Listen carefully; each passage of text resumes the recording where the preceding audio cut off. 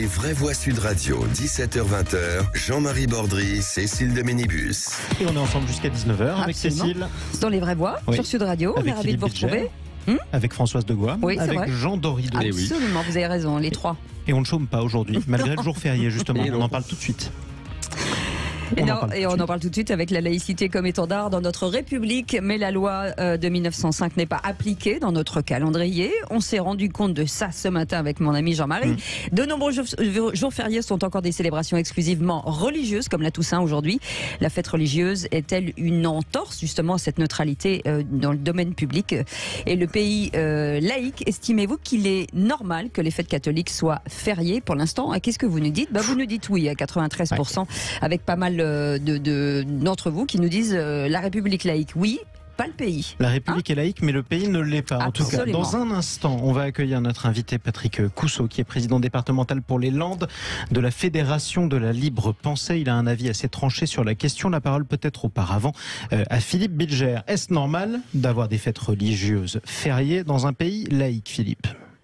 Moi, je ne voudrais pas confirmer sur ce sujet mon opposition amicale avec Françoise, puisque nous avons déjà peu ou prou traité ce sujet au fil des années. Jamais. Je continue à penser que la France a évidemment des racines chrétiennes et que son histoire après a été construite avec des sédiments de toute nature. Mais je n'ai jamais non plus perçu une contradiction entre les racines chrétiennes, les jours fériés tels qu'on les évoque, et la laïcité.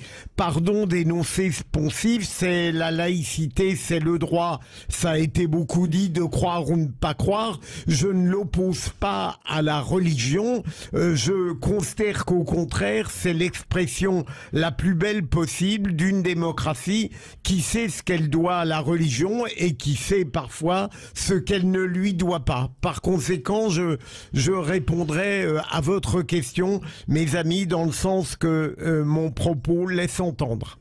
Oh, j'adore. C'est pas du tout alambiqué. Dans le sens que mon propos laisse entendre, t'as intérêt d'avoir suivi parce que tu peux décrocher facilement des étages. Tu vois, la clarté dans la confusion. Allez, on y va. Oui, la carte et le territoire. Oui, mais moi, je vois pas pourquoi Philippe pense qu'on va s'opposer. Moi, je suis pas du tout opposé.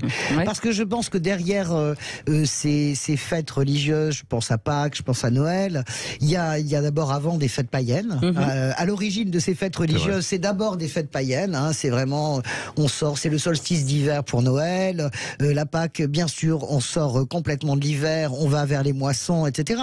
Tout ça a été plaqué, a été remodelé, remasterisé, j'ai envie de dire, par les grandes croyances. Au moins monothéiste, parce qu'on fait comme si le reste, la moitié du monde n'existait pas. Mais dans le bouddhisme, c'est pas ça. C'est le 8 avril, par exemple, la naissance du Bouddha. Donc on pourrait aussi s'amuser à fêter les fêtes bouddhistes. Je veux dire, dans notre pensée monothéiste, dans notre pensée vraiment, véritablement monothéiste, finalement, ce sont des fêtes païennes sur lesquelles on a plaqué des événements religieux, qu'on le croit ou pas. Puis chacun est libre de croire. Donc ça ne me gêne absolument pas. Je ne vois pas du tout d'incohérence à cela. Je pense que c'est pas religieux, c'est culturel en fait. En réalité, maintenant, c'est devenu complètement culturel. Je sais pas combien de repas de Pâques vous avez fait dans votre vie et combien de fois vous êtes allé à la messe avant. Pâques, c'est le moment de se retrouver ensemble. Alors, on a bien une petite idée de ce que ça signifie quand on est juif. Pessah, c'est probablement la plus grande fête avec Kippour. C'est même au-delà, je pense, de Kippour. Quand on est chrétien, c'est He's arise, il est ressuscité. On a une vague idée, mais la réalité, c'est que culturellement, on a besoin d'être ensemble à Pâques. Jean Dorido. Alors, écoutez, oui, au risque de ne pas nourrir le débat, moi, j'ai plutôt tendance à être en accord avec Philippe Bilger et Françoise. C'est vrai que la France naît avec le baptême de Clovis, en réalité, et ce fameux poncif, nos ancêtres les Gaulois, c'est justement la Troisième République, pour le coup, qui n'était pas laïque, qui était anticléricale. Donc c'est très différent. Et c'est sans doute le problème majeur de la France avec la laïcité, c'est que la France n'est pas laïque en réalité. Et la République actuelle, elle est anti-catholique parce que c'est historique. Voilà, ils étaient associés à l'État et donc voilà, il y a eu cette espèce de schisme comme ça.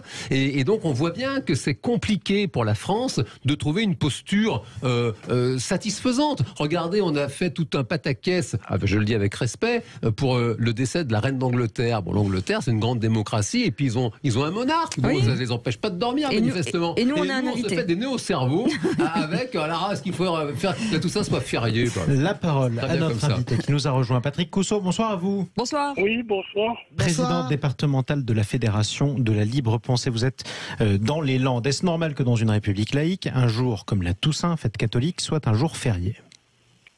Écoutez, puisque c'est instauré depuis des années, voire des siècles, on ne peut plus rien faire. Enfin, je pense que ça continue son cours. De toute façon, ça gêne qui Même les athées dont je fais partie, à la limite, on s'en fiche. Bon, c'est comme le dimanche à la messe. Un jour férié est un jour férié, profitons-en. C'est votre message. Effectivement. Donc pour vous, en tout cas, il n'y a pas de débat, il n'y a pas de question. Ben non. Chacun est libre de faire ce qu'il veut, quand il veut et comme il veut. Est-ce qu'il faudrait des jours fériés dans ce cas-là qui correspondent à d'autres religions? Après tout, si je suis français et juif, pourquoi pas Pessah ne tombe pas le jour de la Pâque? Il y en a déjà tout un paquet de religions. Enfin, par rapport aux religions, c'est peut-être pas la peine d'en rajouter. Maintenant, si les gens veulent rajouter un kippour, rajouter, je sais pas, le fait qu'on le Ramadan, l'Aïd, ouais. Ça fait beaucoup de jours fériés là sur le Ramadan. Ça fait long. Oui. S'ils veulent s'en rajouter, c'est leur problème. Bon, nous les athées, on continue à manger notre cochon, à faire la fête quand on veut, et on s'en fout de tout ça. C'est leur problème. Donc ça veut dire que pour vous, finalement, comme ce que dit Jean Dorido, c'est comme Françoise de Gois, c'est culturel aujourd'hui. Ouais. À l'heure actuelle, pour moi, c'est devenu culturel, oui.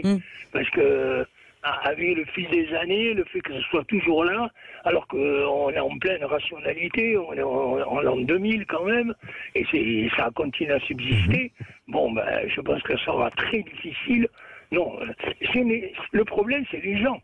Si vous ne pouvez pas convaincre quelqu'un que vous avez en face de vous, alors que vous avez 10 minutes pour le faire ou un quart d'heure, s'il reste dans son, entre guillemets, dans sa crasse d'église, c'est son problème. Moi, je fais rien pour, pour changer le fond des choses, parce que je sais que c'est parfaitement inutile. Et en tout cas, vous êtes tous d'accord, puisque même sur nos réseaux sociaux, vous dites oui à 93%, qui est une large majorité. Merci beaucoup d'avoir été avec nous, Patrick Cousson, président départemental de la Fédération de Libre Pensée dans les Landes. Dans quelques instants. Même les libres penseurs sont d'accord. Vous inquiétez pas, dans un instant, on va dire adieu à l'unanimité. Vous verrez ce qui se passe quand ce pays n'est pas d'accord et qu'il n'est d'accord sur rien. Là, je ne serais pas d'accord, par contre, avec Philippe Bilger éternellement. Il avait raison là-dessus, sur les racines chrétiennes, tout le mythe de Clovis, etc.